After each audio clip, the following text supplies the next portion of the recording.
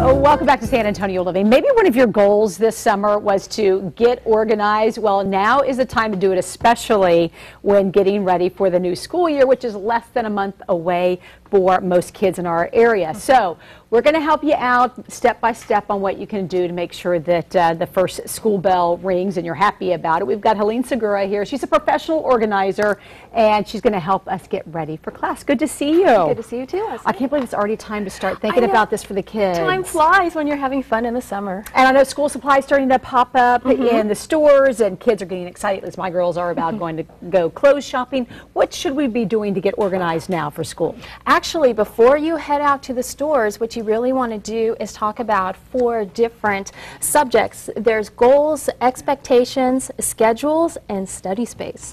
Okay, so you got a lot to think of. So should you take out a notepad and write down each one, or just have it here? It's always better to write it down either on paper or on your phone, tablet, computer, just so you have a spot where you can think about, okay, this is going to be my focus for the year. These are going to be my goals. So that way when things get crazy during the school year, you can refer back to your list and say, okay, all of these things I'm volunteering for, is that going to support my goal of being the captain of the chess team or making it onto the football team? So you sit down with your kids. Yes. And I'm assuming mom and dad, you can also have goals for the school year. Yes, you can. On whether or not you want to be an active member of the PTA or whatever it is. And then the kids as well. So we have our goals, and then what's the next step? Expectations.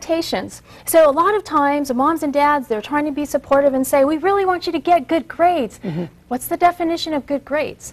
Because if I'm a student and I'm not really strong in, let's say, physics, I might think a good grade is a 79, I passed. Whereas mom and dad might think a good grade is an 85. So to help prevent some of the frustrations that can occur with differing expectations, you want to lay those out at the beginning of the school year. Okay, so we've got goals, expectations, and then what's the next one? Schedules. Yes. So now's a good time to start looking at what time will you have to leave for school in order to make it school on time without feeling frazzled, and then start getting into those sleep schedules. Because you don't want to suddenly try to go to sleep early the night before school, and you can't go to sleep because you're so used to staying up late. So take a look at wake-up times, when you need to leave for school, when you're going to get picked up, and also when will you be studying? Because school is all about fun and activities, but also the learning part you need to study. And part of that learning part is having a space to study that's just dedicated to that. Right. So you want to decide, are you going to study in your bedroom? So you need to have a space there, whether it's a proper desk or you like to spread out on the floor, or is it going to be the dining room? Is it going to be a kitchen desk? So you want to set that up ahead of time so that way you know where to find your supplies when it's time. Okay, can we finally go shopping now? Yes. Okay, speaking of shopping, so tell us some of the things that will make your life easier. Well, actually, first you'll inventory to find out what you have in the house, and then everything you no longer use, get it out, give it to Goodwill. Take your school supply list and look at what you have already so you know what you need to buy.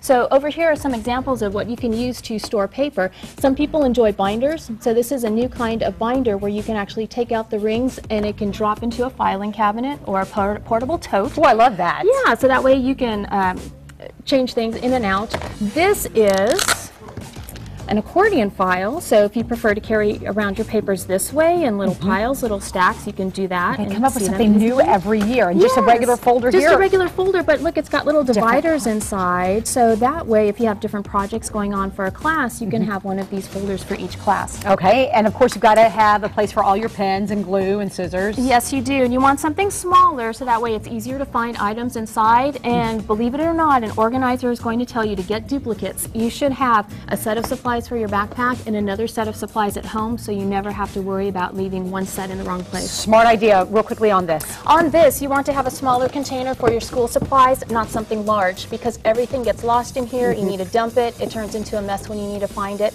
All of your categories are divided out, so it's easier to find what you need. I learn something new every time you're here, so thank you for helping us get organized. And guess what? Helene's got a new book. It is called Roadmap to Get Organized, and you can learn more about her book and get more great tips by going to Living Order SA website. Also, like the Facebook page, and you can get some great tips there. Again, we've been speaking with Helene Segura from livingordersa.com. The number to call is 892-4990. There is the book, and guess what? We're giving away one right now to get you organized. Caller number 4 will win. Oops, sorry about the glare there. 470-5444 is the number to call again. 470-5444. Shelley?